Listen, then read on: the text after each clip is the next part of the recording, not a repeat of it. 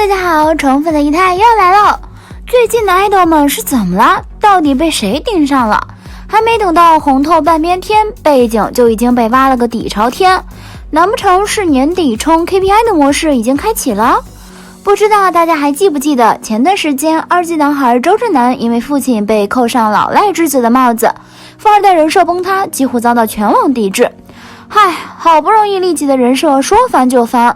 可周震南的风波还没过去，黄明昊又被爆出母亲是老赖，名下资产被冻结，豪车被查封，接二连三的出事儿。仪态不禁想问，富二代人设难道是娱乐圈的雷区吗？谁踩谁爆？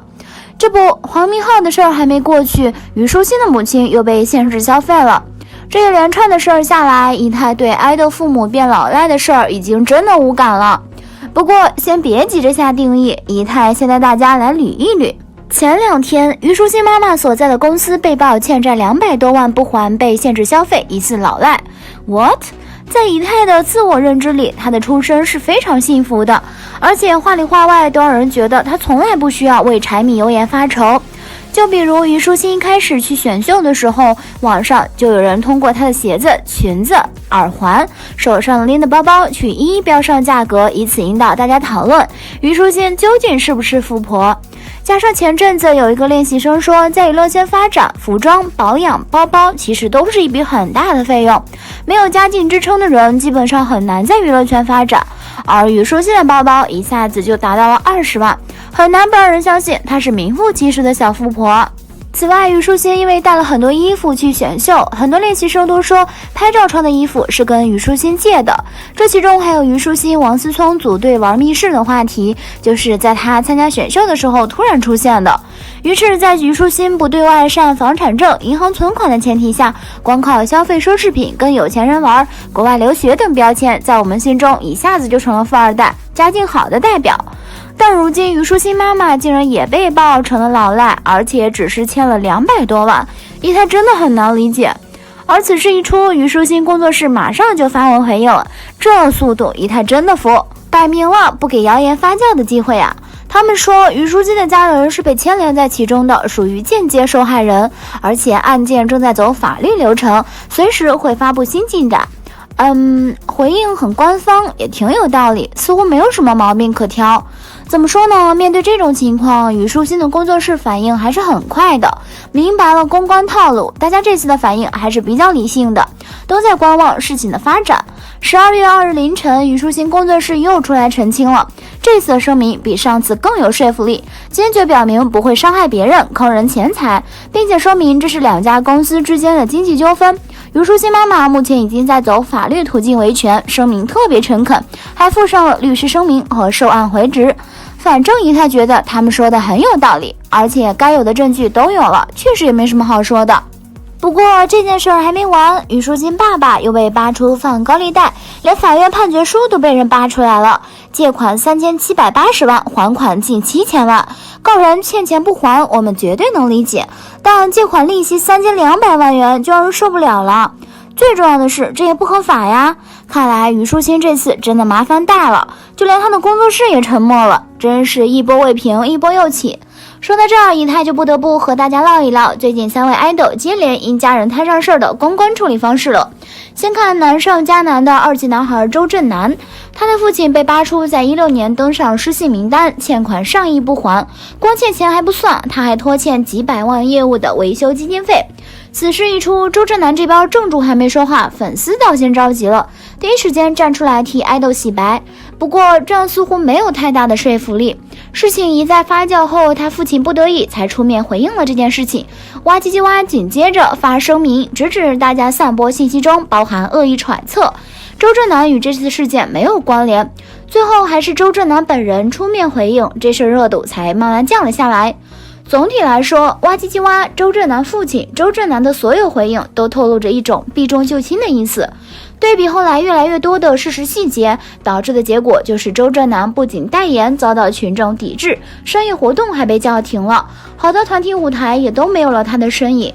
再看黄明昊这边，妈妈被爆出来欠钱不还后，粉丝们也是为自家爱豆操碎了心，催他的母亲赶快还钱。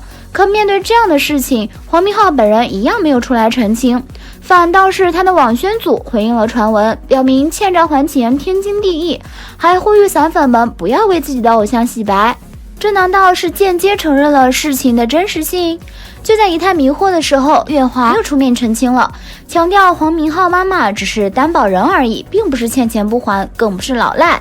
对于这个说法，大家也是半信半疑。如果这样说的话，黄明昊这边的情况还比周震南好点儿，但他妈妈的事儿对他影响还是挺大的。我们都知道黄明昊是参加偶像练习生出道的，他还是密室大逃脱、快乐大本营、遇见天坛等的常驻嘉宾。对于一个刚出道的新人来说，黄明昊可以说是好资源接到手软了。本以为他可以在娱乐圈好好发展，没想到突然爆出了妈妈欠钱的事情。好在有月华出面帮他澄清，可这边刚澄清完，黄明昊就带着2个美女出去滑雪了，还被爆出涉嫌实习期内违规上高速。就在仪态以为他也快出不来的时候，他竟然还活跃在综艺节目上，而且在11月4号停更动态后，时隔24天再次更新自己的状态，宣传自己的新综艺，回归歌手身份。我们回过头来看虞书欣，对于这种事儿，虞书欣方的回应可以说展现出了超强的公关能力，不仅承担了责任，而且表示会给大众一个交代，并且用了强调绝对不会、尊重法律这种坚决的字眼，同时晒出了律师声明和受案回执，相比之下更有说服力。虽然说现在虞书欣母亲的案子还没有定下结论，但是对于此次工作室的回应来看，在对比之前的周震南和黄明昊，绝对是堪称教科书级别的典范。那这件事情会不会对现在事业好不容易有起色的虞书欣造成影响呢？仪态觉得影响不大。首先，虞书欣这次的事儿没有周震南严重，回应也比前者更有力。光看黄明昊现在还在快乐大本营现身，就能证明，只要没有任由负面新闻、负面舆论继续发酵，背后团队在添把劲儿，问题就不大。其次，虞书欣在参加《青春有你2》的时候，话题热度就非常高。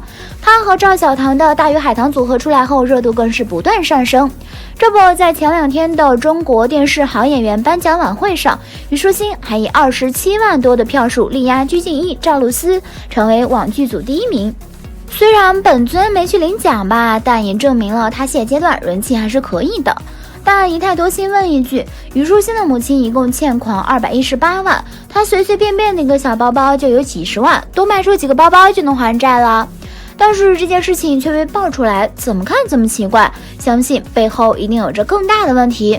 果然，娱乐圈就是娱乐圈，总是会给你意想不到的惊喜。嗨，看来富二代人设还是别瞎立了。虽然是高光人设，但真的太容易翻车。虞书欣这事儿还没完，仪态想蹲一个后续，一起搬小板凳的请加1。好了，今天的视频呢就分享到这里啦。如果喜欢四姨太的视频，就请多多点和关注，四姨太每天都会更新精彩娱乐资讯哦。